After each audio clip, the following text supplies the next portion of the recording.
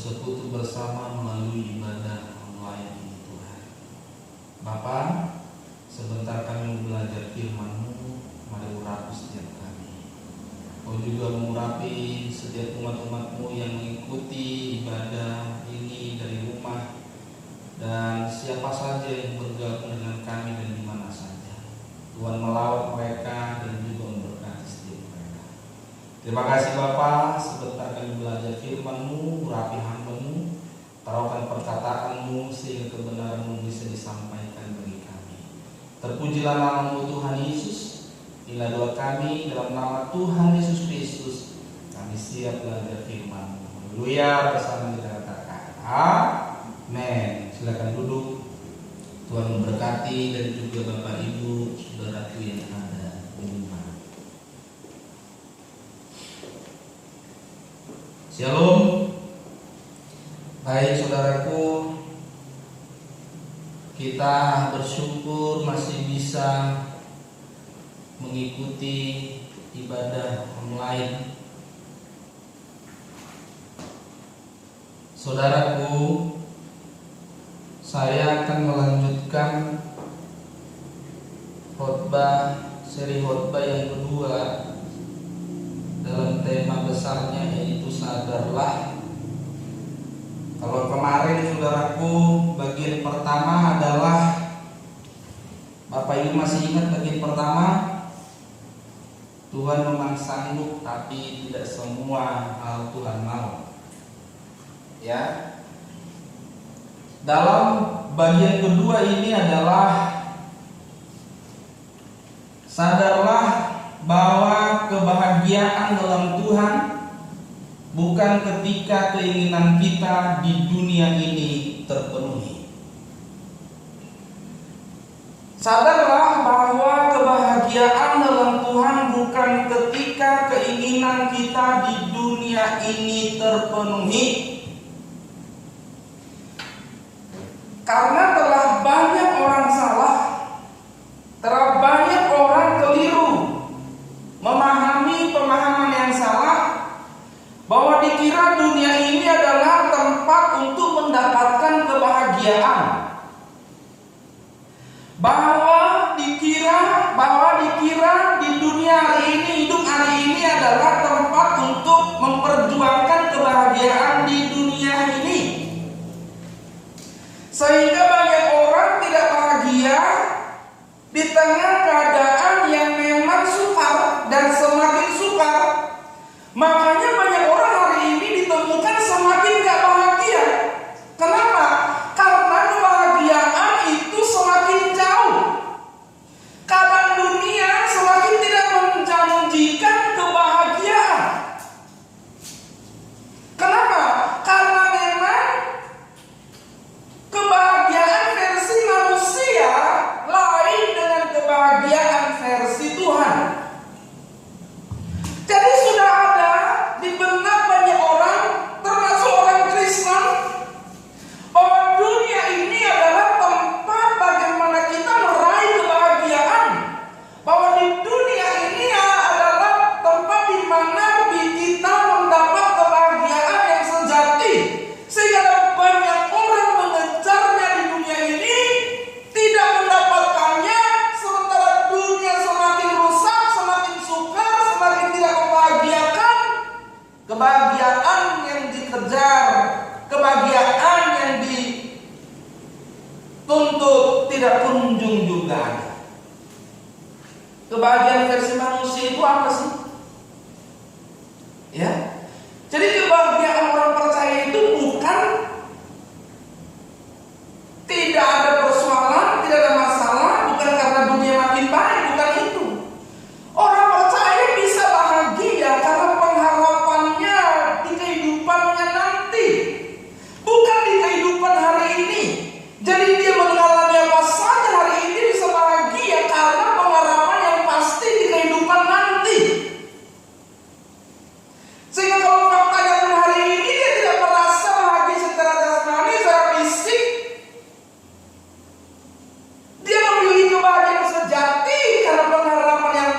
dalam Tuhan Yesus Kristus.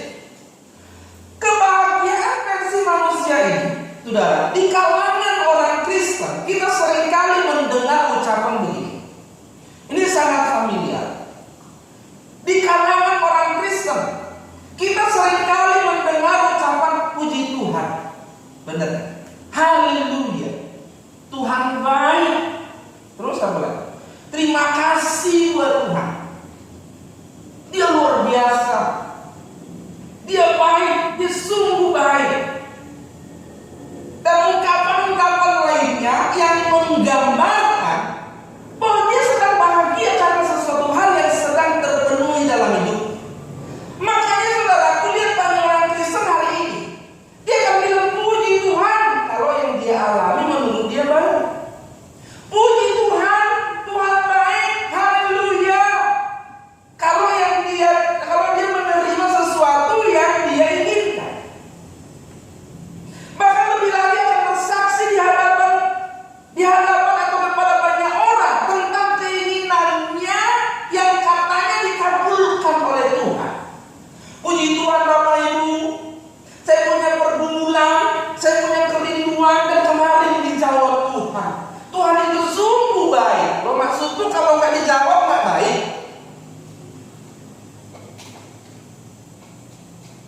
Puji Tuhan saudaraku, Tuhan itu memang dahsyat, dia ajaib, mujizat dan nyata. Sudah bertahun-tahun saya bergumul, punya kerinduan memiliki A, memiliki B, dan kemarin Tuhan jawab, Tuhan baik, Tuhan haleluya. Lalu bagaimana kalau dari orang lahir sampai mati keinginannya nggak dijawab, pergumulan hidupnya nggak dijawab, dikabulkan? Tuhan nggak baik?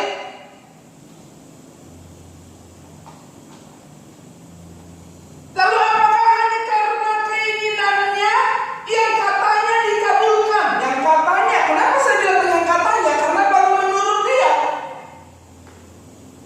Belum tentu kalau ditanya Tuhan, Tuhan itu dari bukan? Enggak. Siapa tahu juga Tuhan bilang begitu. Kenapa? Karena barang yang sama pun bisa dikasih yang lain selain Tuhan.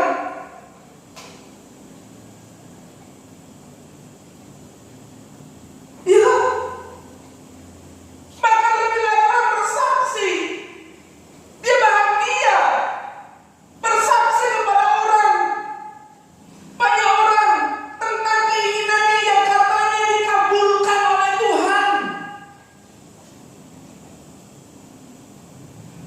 Dan yang paling sedih sebenarnya saudaraku, permintaan-permintaan ini juga dimiliki oleh orang-orang non-Kristen yang mereka tidak meminta kepada Tuhan Yesus dan dikabulkan.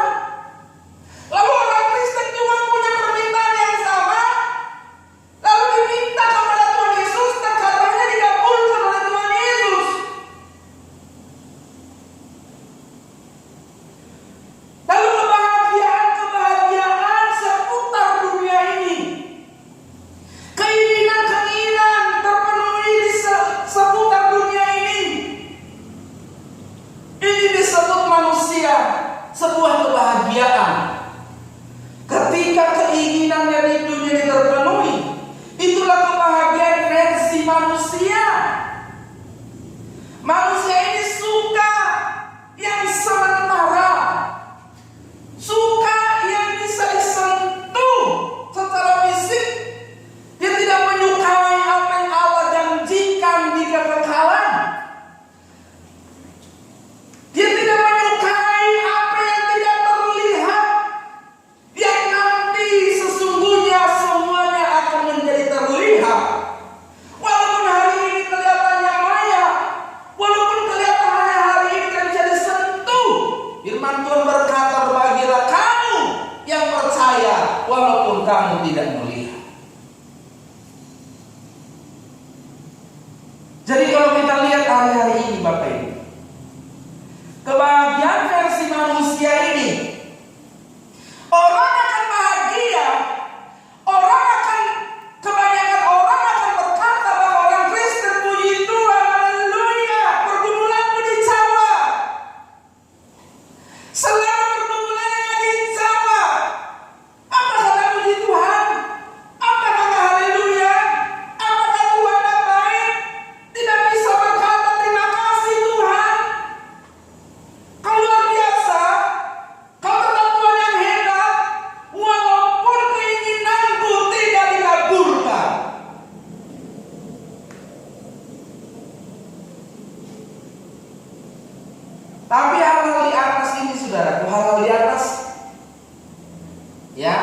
Hal-hal yang saya jelaskan tadi.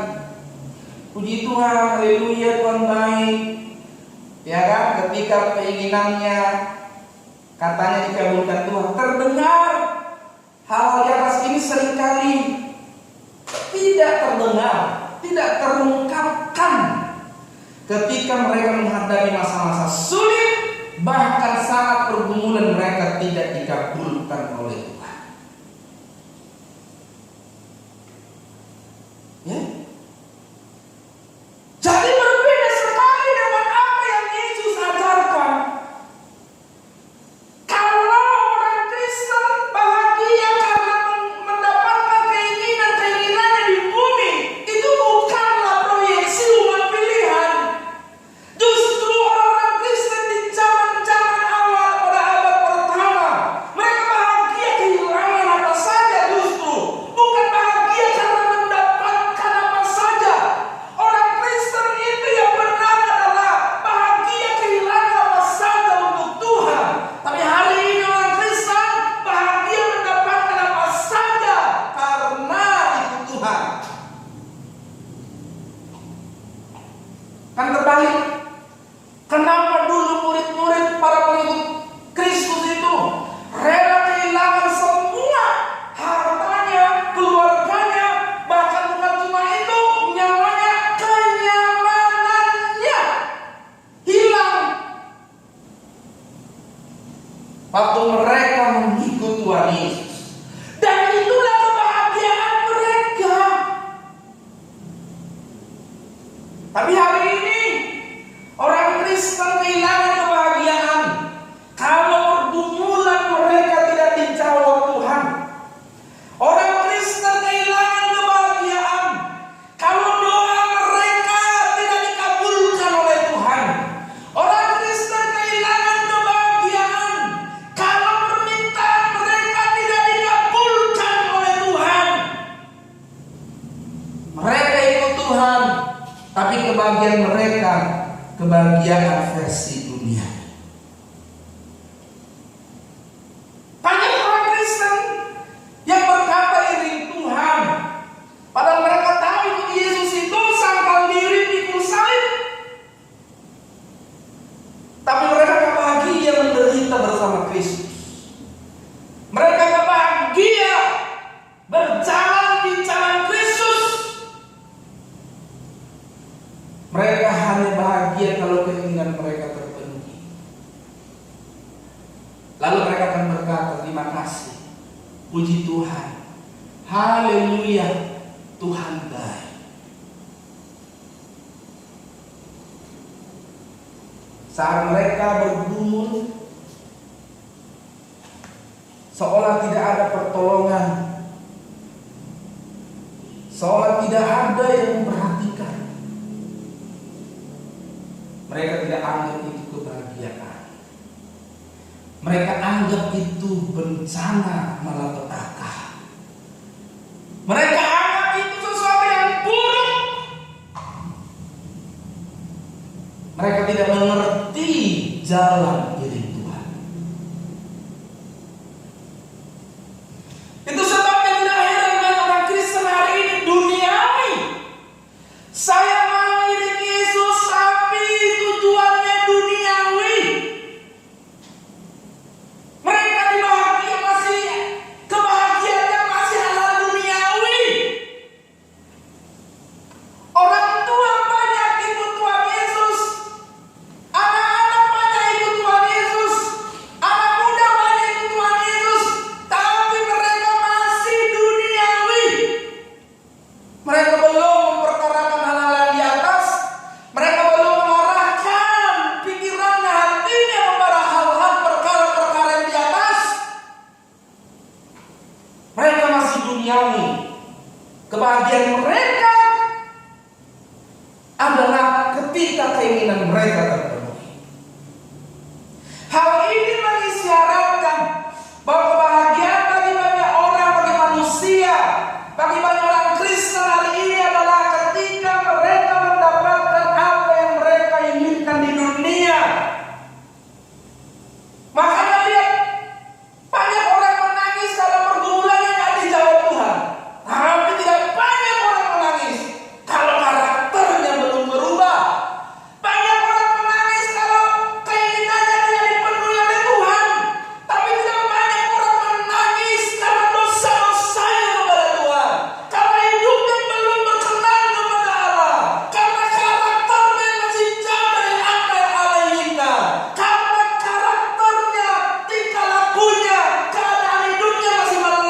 meleset dari apa yang Tuhan inginkan.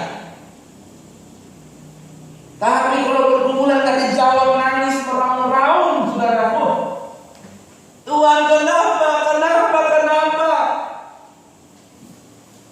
Tapi dosa tidak diratapi, saudara. Ini kebahagiaan versi manusia ini harus hilang dari kekristenan. Tidak boleh ada dalam kekristenan. Kenapa?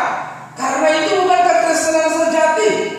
Kita tidak boleh tidak bahagia kalau tidak meraih apapun di bumi ini. Kita tidak boleh tidak bahagia sekalipun kita tidak menikmati apapun di dunia ini. Kita tidak boleh tidak bahagia sekalipun kita tidak menerima apa saja pun di dunia ini. Amin. Harus bahagia Bapak Ibu. Kebahagiaan kita bukanlah dunia ini. Ya. Filipi 3 ayatnya yang keempat sampai dengan ayatnya yang kedua sampai dengan ayatnya yang ke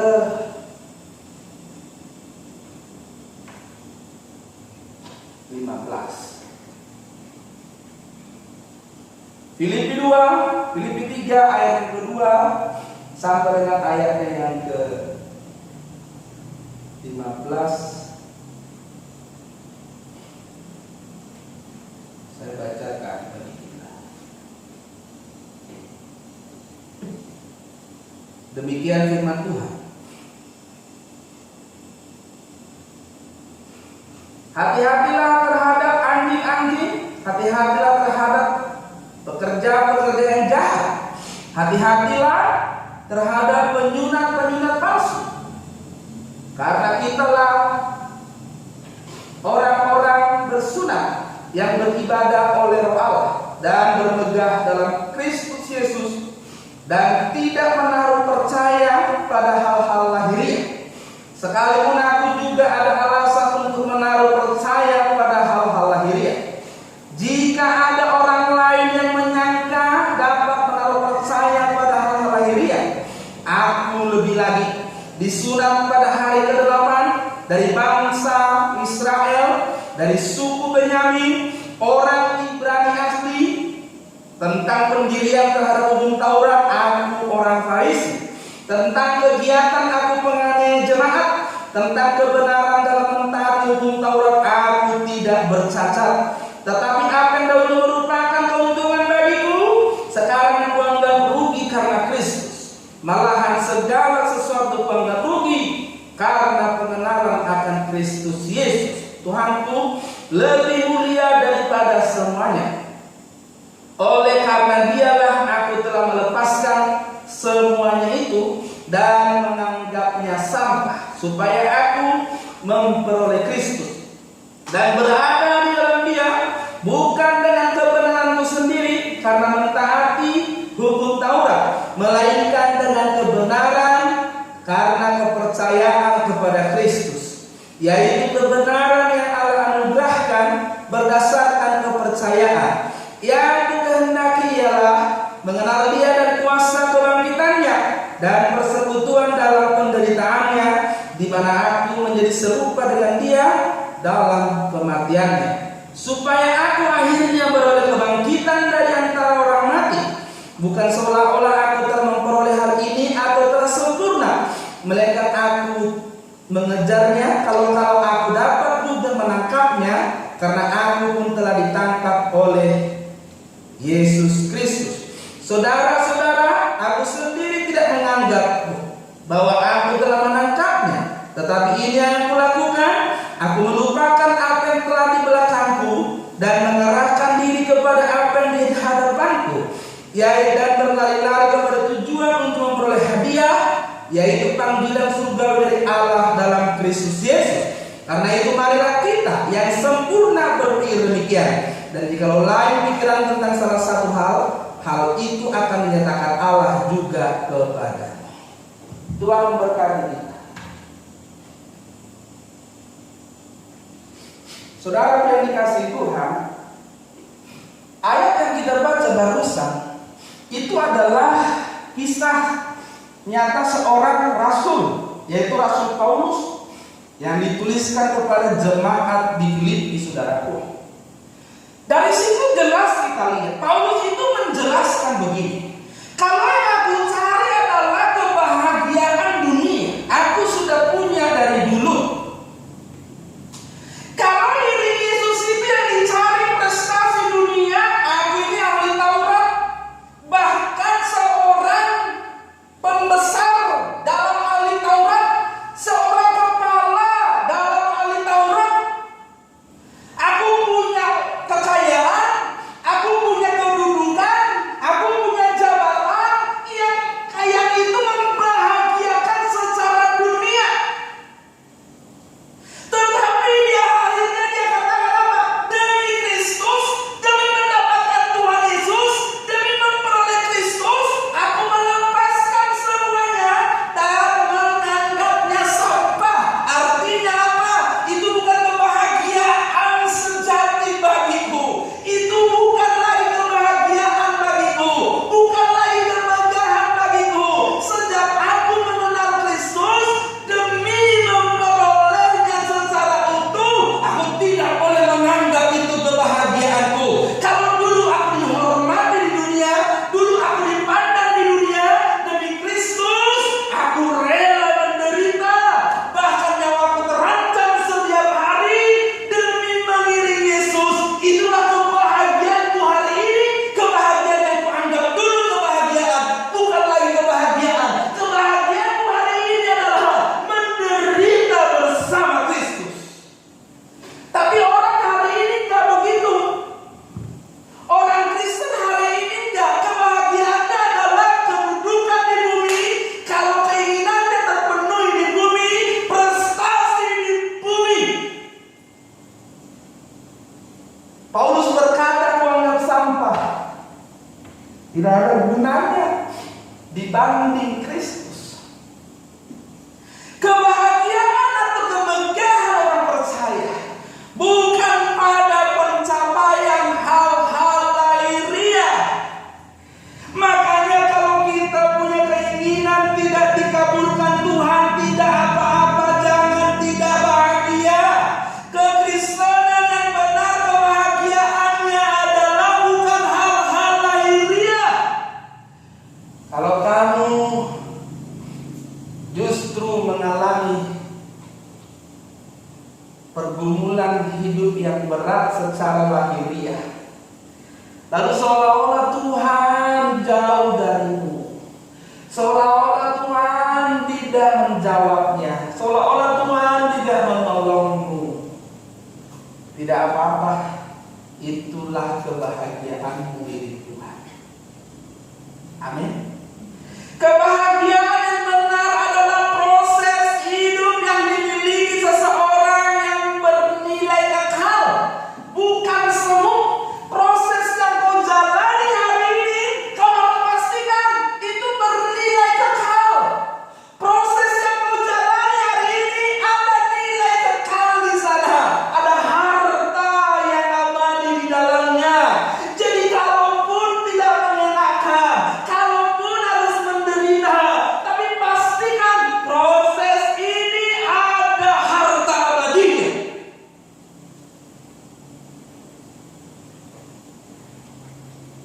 Proses ini memiliki nilai kekal. Jangan sampai saudara, kebahagiaan itu adalah apa yang bisa kau pegang hari ini. Semua yang kau bisa kau pegang hari ini akan lepas. Semua yang bisa kau genggam hari ini akan sirna. Jadi jangan bahagia dengan pencapaian yang ada hari ini. Jangan bahagia karena kamu mendapatkan apa yang kau inginkan hari ini. Jangan bahagia karena prestasi yang kau miliki hari ini. Semua itu akan lepas dan berlalu.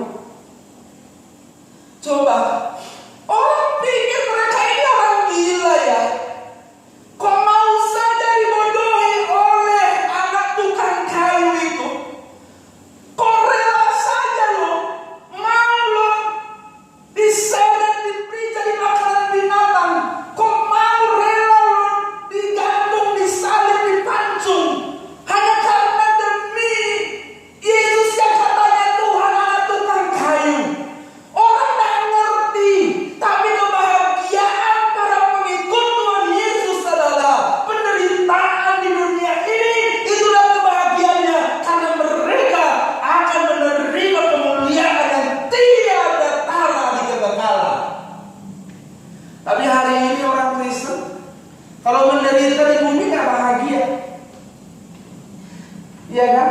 Sulit, saudara. Memang sulit ikut Tuhan. Bagaimana bisa bahagia dalam penderitaan? Tapi kalau kita ngerti harta yang kita kejar, kalau kita ngerti harta yang sedang kita kumpulkan, kita pasti bahagia. Kalau kau tahu kebahagiaan bukan di bumi, kalau kau tahu kebahagiaanmu bukan di sini, kamu pasti bahagia. Sekalipun dunia ini bergelora, sekalipun banyak pergumulanmu tidak dijawab oleh Tuhan, kamu pasti bahagia.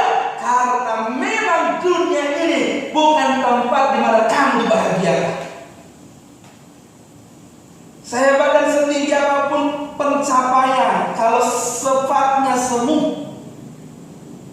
sehebat dan setinggi apapun pencapaian seseorang, kalau sifatnya semu, maka akhirnya tidak ada gunanya. Semua pencapaian di dunia ini, kedudukan, kekayaan, ketenaran, kepintaran, dan lain-lain, pada akhirnya akan berakhir atau ada ujung. Apalagi hari-hari ini sudah banyak orang kira-kira kita nggak usah tahu dulu orang tua di luar non Kristen, di luar Kristen. Orang tua orang Kristen lah dulu yang kemarin mendaftarkan anak-anak ke sekolah. Kira-kira banyak yang lebih bersyukur atau bersyukur? Ya, mungkin orang yang anaknya diterima di sekolah favorit bilang Tuhan Yesus baik, mungkin bisa sampai bersaksi sudah. Saya ke grup tulis, oh puji Tuhan, haleluya. Itu Pak. Tapi yang anaknya nggak diterima gimana? Hah? Apa jadi Tuhan nggak baik, puji Tuhan nggak haleluya? Terima kasih atas doa-doanya Bapak Ibu, karena doa-doa kalian, karena Tuhan Yesus baik, anak saya diterima. Iya kan? Biasanya kan begitu, senang, bahagia. Lalu setelah itu kasih ucapan syukur. Lalu kalau pergumulan tidak dijawab, kalau keinginan tidak dikabulkan, nggak puji Tuhan, Tuhan nggak baik, nggak kasih ucapan syukur sama Tuhan. Kira-kira. Nah kalau begini berarti yang menentukan kebahagiaanmu adalah pencapaian di dunia. Kalau kau tidak mendapat apa yang kau inginkan, kau nggak bahagia. Kalau kau tidak mendapatkan apa yang kau harapkan di dunia ini, kau nggak bahagia. Kau tidak bisa ikut Tuhan Yesus. Ada orang yang berkata sama Tuhan Yesus, Guru, aku mau ikut engkau. Lalu Yesus jawab, serigala punya liang, burung punya sarang, anak manusia tidak punya tempat meletakkan kepalanya. Maksudnya apa? Tidak ada kenyamanan ikut aku, tidak ada kebahagiaan dunia ikut aku. Kalau kau mencari kebahagiaan dunia, kenyamanan dunia, jangan ikut aku. Itu tidak ada di aku. Yang kutawarkan adalah kebahagiaan di kekekalan, kemuliaan yang diberi oleh Bapa bagi orang yang berjuang ikut sungguh-sungguh mengikut aku. Makanya lihat, tidak ada kebahagiaan yang Yesus janjikan di dunia ini. Yesus tidak menjanjikan kebahagiaan di dunia ini bagi para pengikutnya. Bahkan dia akan berkata, kamu akan ditangkap, kamu akan ditawan, kamu akan diserahkan, kamu akan disesat, kamu akan mengalami ini, mengalami itu, mengalami ini. Tapi jangan takut, kata Tuhan Yesus. Karena aku sudah duluan mengalaminya.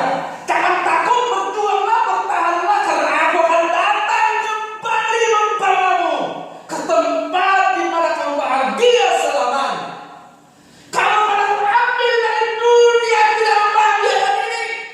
Aku tidak akan memberi kebahagiaan kepadamu di sini. Aku memberi penyediaan kebahagiaan bagimu di tempat yang aku sediakan.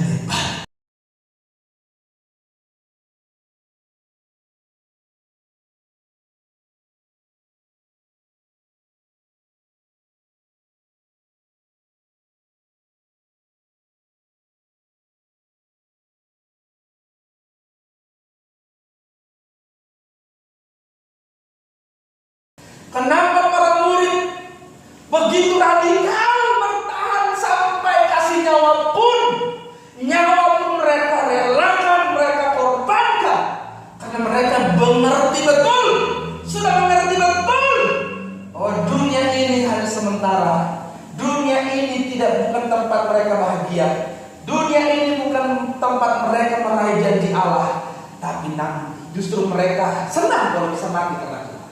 Makanya Paulus berkata, bagiku Kristus adalah hidup, mati adalah keuntungan. Coba. Itu luar biasa.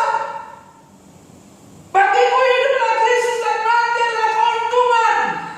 Bagi para pengikut Kristus semua kematian adalah keuntungan besar kalau mereka mati dalam kehendak Allah.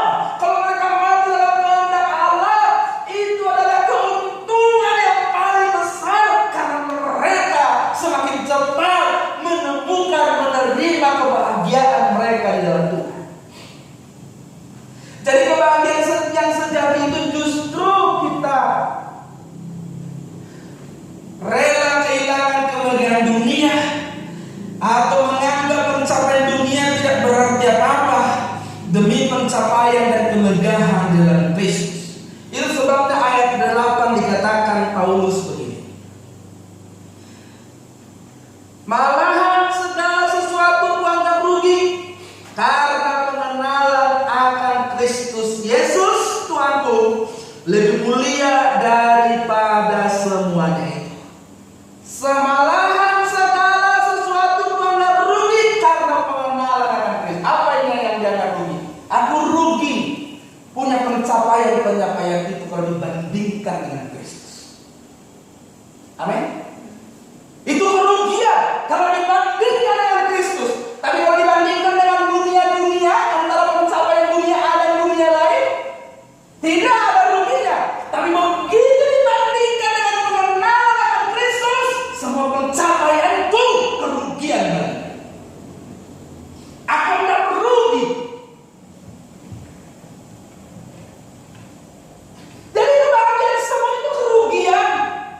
Kebahagiaan yang dijanjikan dunia itu semua kerugian kalau karena itu kita tidak mengenal Kristus. Loh, kok bisa Paulus itu tidak kenal Kristus? Bukankah dia ahli Taurat? Apakah Taurat tidak menceritakan tentang akan datangnya Nabi Mesias? Iya, tapi ternyata Paulus tidak mengenal Kristus sebelumnya melalui pencapaian dunianya. Lalu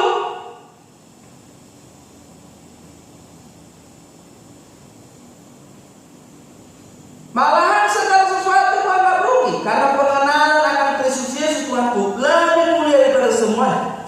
Oleh karena dialah aku telah melepaskan semuanya itu dan menganggapnya sampah supaya aku memperoleh Kristus. Jadi ingat, ikut Tuhan itu baru Paulus itu lihat dari sebuah kemegahan langsung dia anggap jadi sampah, tidak berarti supaya aku memperoleh Kristus. Padahal ikut secara dunia, waktu dia belum ikut Tuhan Yesus, dia terhormat, dia aman, nyawanya tidak terancam, tidak ada yang berani, karena dia begitu dihormati, begitu disegani. Selain dia terhormat, terpandang, dia juga aman secara jasmani. Kenapa? Karena dia orang yang dihormati. Tetapi setelah ikut Tuhan Yesus, dia tidak terpandang secara dunia.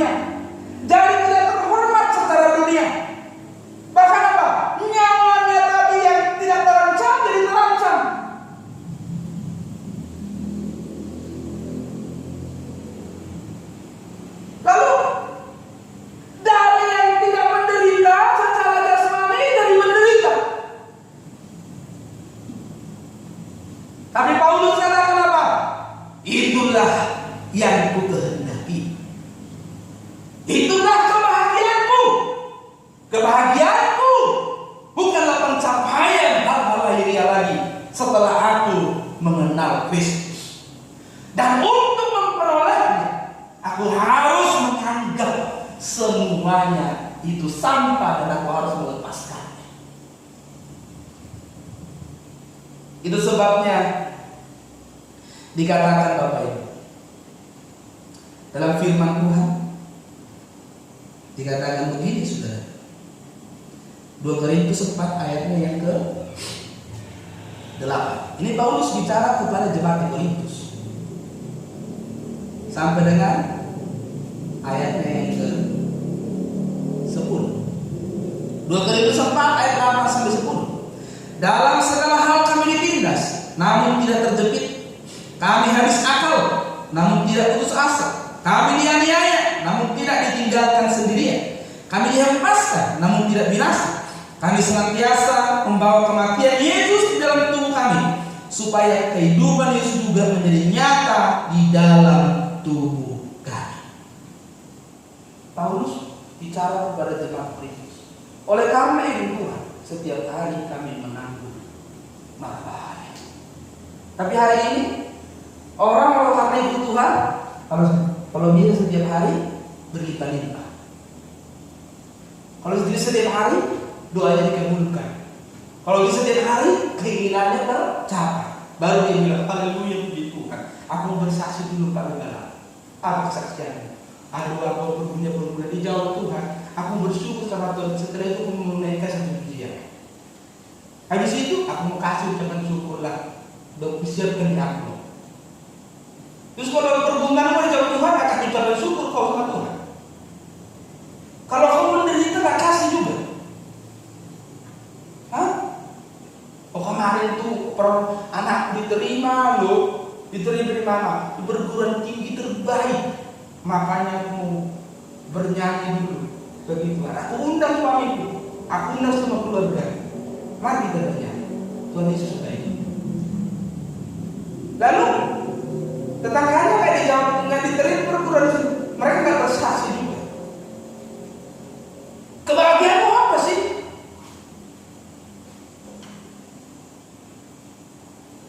Iya kan? Apa kebahagiaan kita kalau begitu? Berarti bukan pencapaian hal-hal di bumi, keinginan-keinginan yang dipenuhi di bumi. Bukan itu. Dan macam banyak hal yang lain. Orang menang tender bilang Tuhan itu baik. Ya enggak? Aku dari jemaat dari gereja A, pengusaha, terus bersaing dengan jemaat gereja B, pengusaha, bersaing tender sama-sama berpuasa. Ya enggak?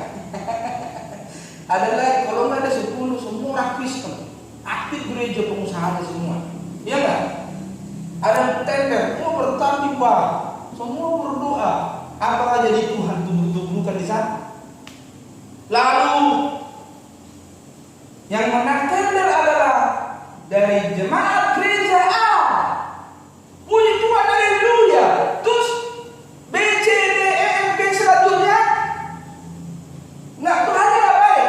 Tuhannya siapa dalam lagi? Nggak baik Tuhannya. Yang kalah tender itu Tuhannya nggak baik. Dia nggak bilang haleluya. Mari kita puji Tuhan. Dia nggak bilang lagi engkau sungguh baik ya Tuhan.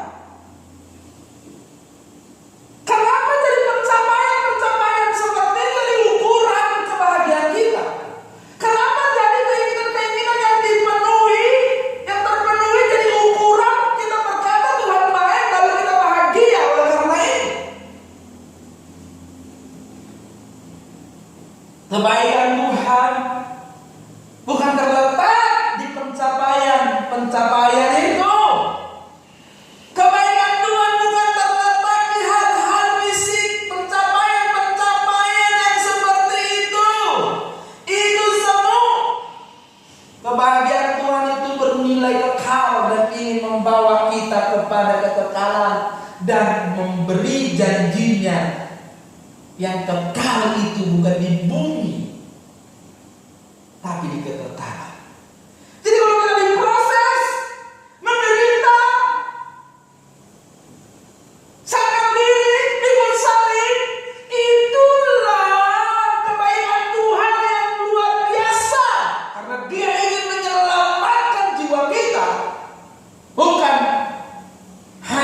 fisik. Bahkan fisik kita ini tidak diselamatkan oleh Dia. Dia katakan akan mati karena dosa.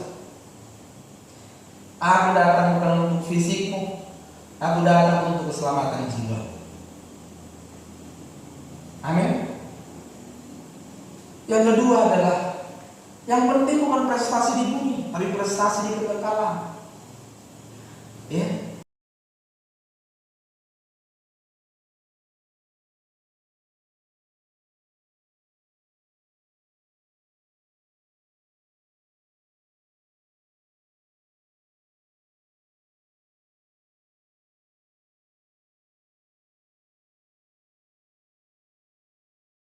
Matius 16 ayat 25 sampai 26 saya ulangi. Karena barang siapa mau menyelamatkan nyawanya, ia akan kehilangan nyawanya.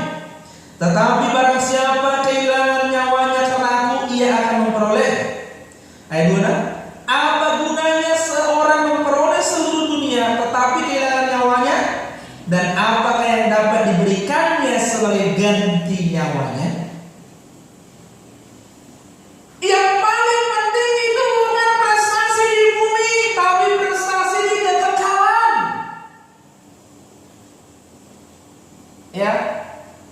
Apa gunanya orang memperoleh seisi dunia? Apa gunanya orang memperoleh seluruh dunia? Jangan tertipu.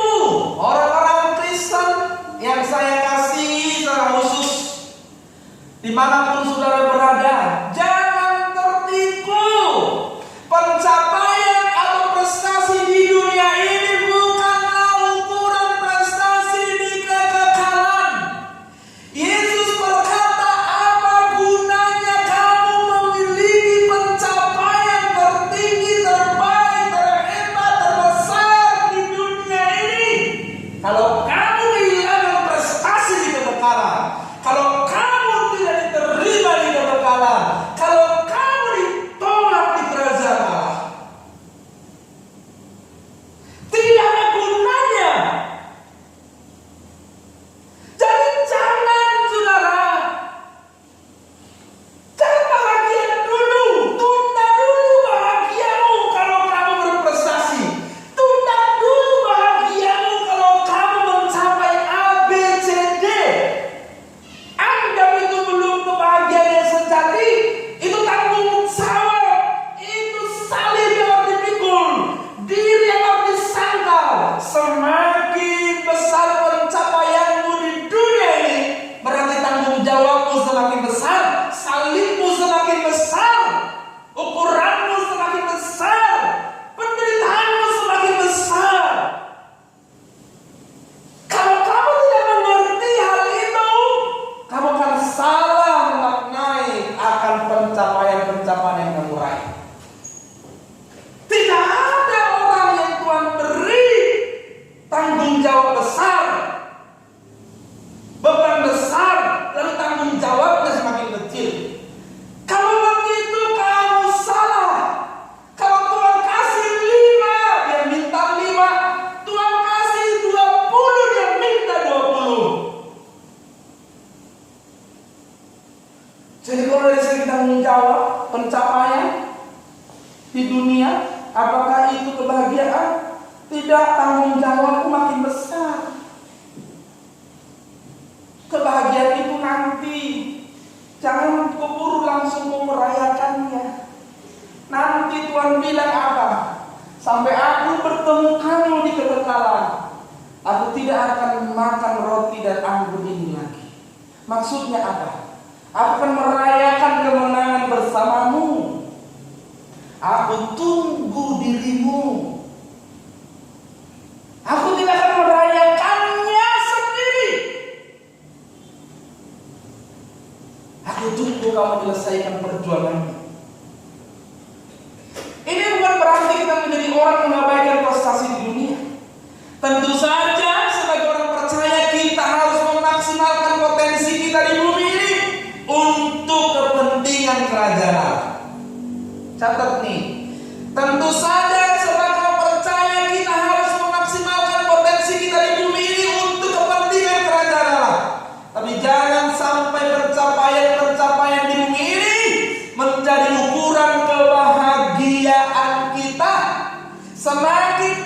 berprestasi, harus semakin besar tanggung jawab kita. Semakin kita meraih banyak hal, semakin banyak hal yang harus kita kerjakan.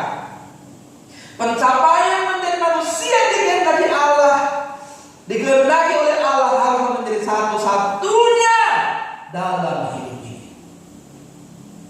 Sekalipun harus mengalami penderitaan atau kehilangan nyawa demi Kristus.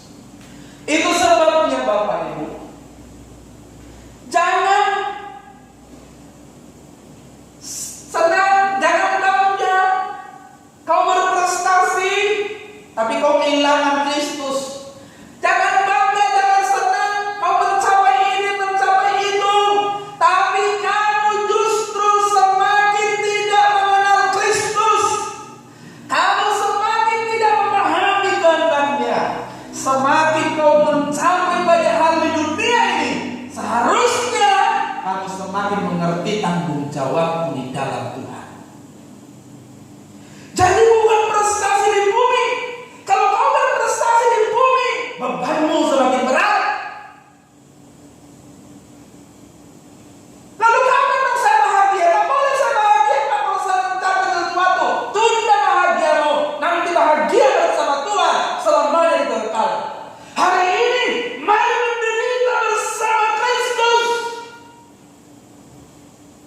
Itu sebabnya Paulus katakan Bapak Ibu dalam Filipi tadi, Filipi 3 tadi, ayatnya yang ke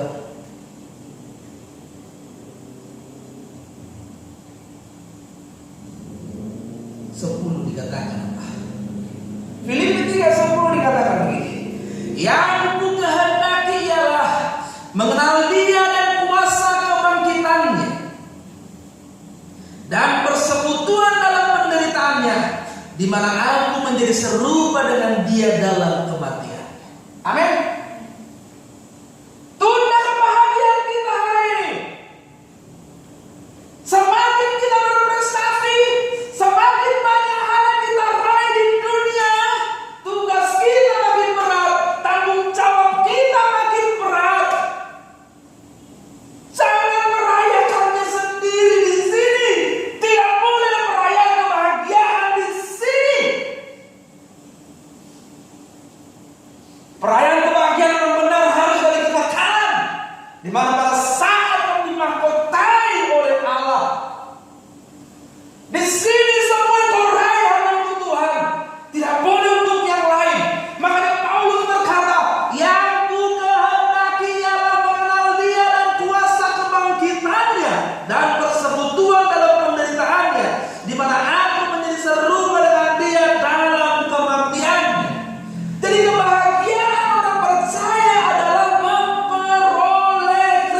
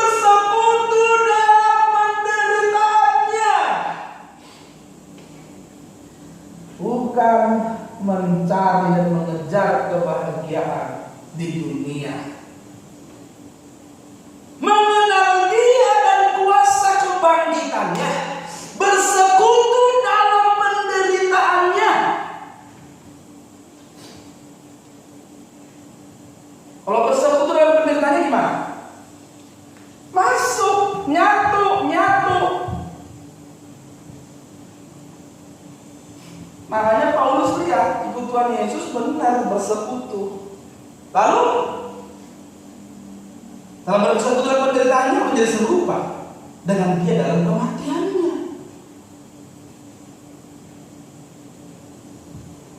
Ya, Filipi 1:27 sudah dikatakan begini. Ayat 27 sampai dengan ayat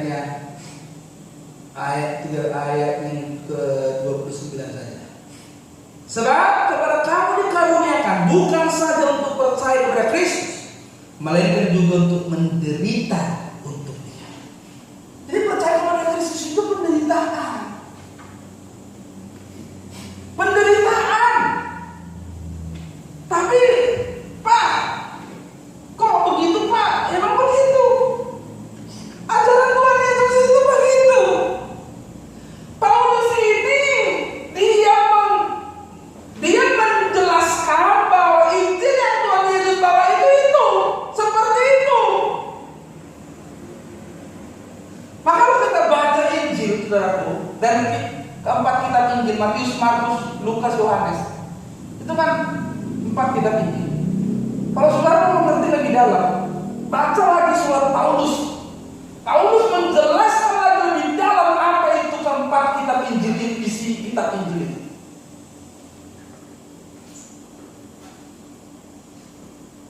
Ya, dijelaskan lagi lebih dalam oleh Paulus.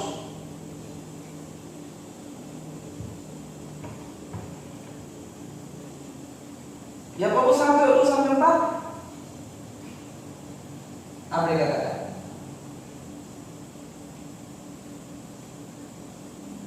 Yakobus 1 ayat 2 sampai 4.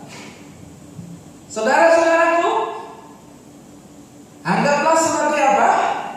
Suatu kebahagiaan apabila kamu jatuh ke dalam berbagai pencobaan, sebab kamu tahu bahwa ujian terhadap imanmu itu menghasilkan ketekunan, dan biarkanlah ketekunan itu memperoleh buah yang matang, supaya kamu menjadi sempurna dan utuh dan tak kekurangan suatu apapun.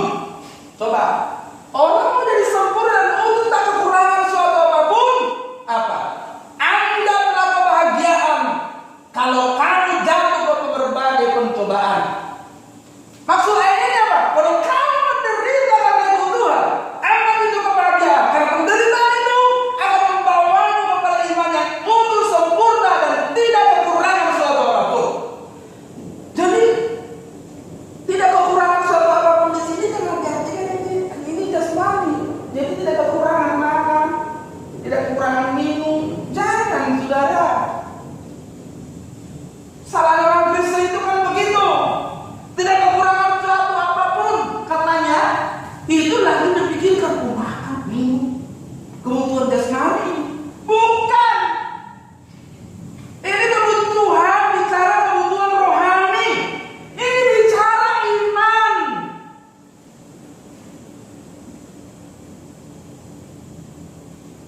Jadi orang percaya kebahagiaannya apa? Memperoleh Kristus. Anggaplah kebahagiaan kalau kamu oleh karena Kristus kamu harus menderita, dan kamu harus menjadi serupa dengan kematiannya. Amin. Jadi kebahagiaan orang percaya adalah memperoleh Kristus. Kalau kamu memperoleh Kristus, buktinya apa? Semuanya kau anggap sampah, semuanya kau lepaskan. Hanya Kristus satu-satunya harta yang kau anggap membahagiakan. Jadi hal dunia ini tidak membagikan lagi bagimu kecuali hanya Tuhan. Amin. Tuhanlah satu-satunya kebahagiaan kita, bukan hal-hal dunia.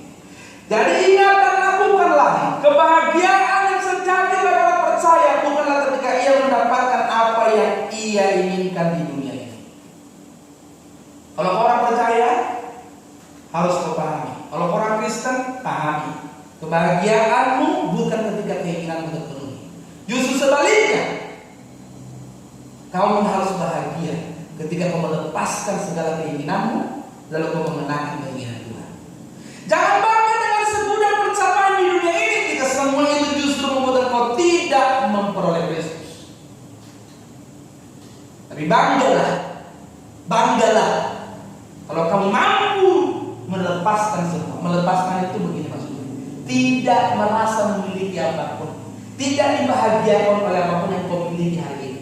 Bukan berarti kamu hari ini manajer jadi mengundurkan diri, bukan. Tapi banggalah kalau kau tidak mengingat hidup berbahagia. Banggalah kalau kau tidak ingat oleh itu. Banggalah kalau kamu tidak membuat itu menjadi ukuran prestasimu di kekekalan, ukuran berkenan kepada Tuhan. Banggalah kalau kamu tidak merasa memiliki itu semua milik Tuhan, demi kamu memiliki Kristus. Kebahagiaan orang percaya adalah ketika dia bisa melepaskan semua kemegahan, pencapaian dunia, ya, menganggap tidak memiliki walaupun memiliki, lalu menyatukan diri dengan Kristus, masuk dalam penderitaannya demi memperoleh Kristus. Satu-satunya jalan yang harus kau kejar adalah Kristus. Jadi berbahagialah dan banggalah jika kita bisa ikut menderita dalam Kristus, karena itulah kebahagiaan yang sejati bagi orang percaya. Sebaliknya, berdukalah jika kau tidak memperoleh Kristus, sekalipun engkau memperoleh seluruh dunia. Berbahagialah sekalipun kau menderita hari ini karena Kristus. Sebaiknya berdukalah sekalipun kau memiliki pencapaian-pencapaian terbaik di dunia, kalau kau tidak memperoleh Kristus. Amin. Mari kita memaknai dengan betul apa kebahagiaan yang sejati bagi orang percaya. Tuhan memberkati.